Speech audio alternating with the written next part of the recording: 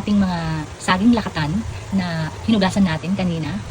Ilalagay na po natin dito sa aking improvised na pinagpapahinugan. Dating pahinugan ko, pero tingnan naman, ayan, nasira po siya.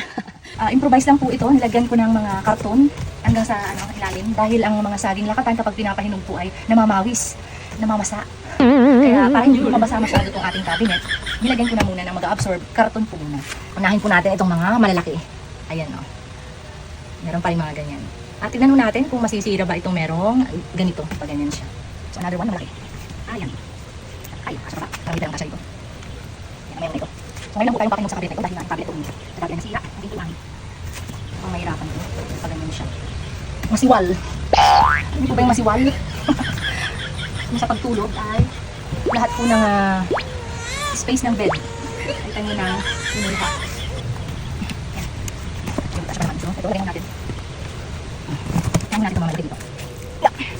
Oops. Lagyan natin itong malaki. Sunod. Ayan. Patayo po ang ginagawa ko ganyan para maprotektahan mo yung sa likod nila. Tapos dito sa gilid.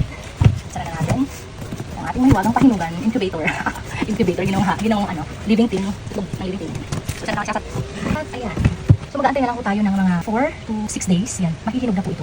Basta po ang panahon ay ganito na umaaraw-araw na, mabilis lang mahinog. Pero kapag ulan po ng ulan, kagaya po nung dati, nag-antay po ng matagal yung mga nag-order sa akin ng 3 weeks po talaga ang pinagpahinog ko. Grabe, napakatagal. Lalo na kapag tag-ulan.